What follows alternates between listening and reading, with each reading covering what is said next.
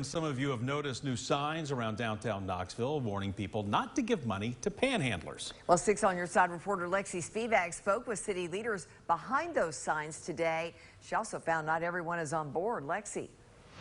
Yeah, good evening, Lori and Bo. This is what the signs look like, okay? It's right here. It says on there, please say no to panhandling. There's a better way to help. Those behind the signs say this helps streamline the funds to those who really need the help. Some people had questions, though, when they first saw them about helping with more of the immediate need than those on the streets.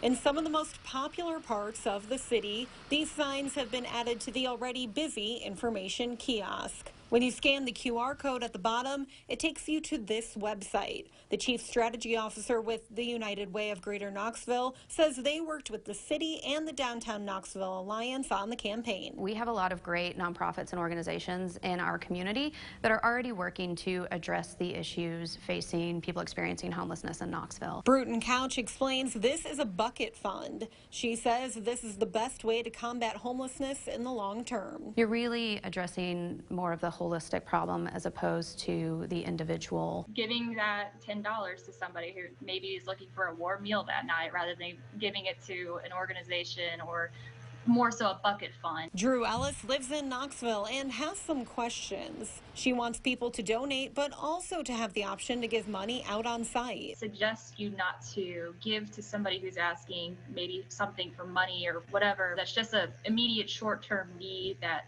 they're just looking to fulfill.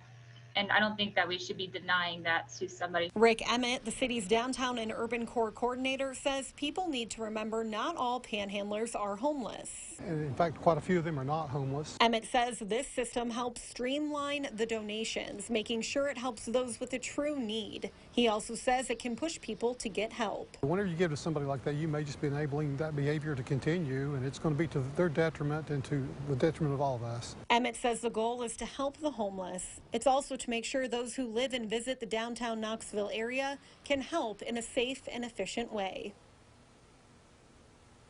All right, now many of you also wanted me to ask Emmett if these signs were paid for with some of the $5 million that the city just got to combat homelessness. He said, no, that is not the case. Lori? All right, Lexi, thank you. And city officials say they will be monitoring this program. And if you have concerns or questions, you can reach out to the city's Office of Homelessness.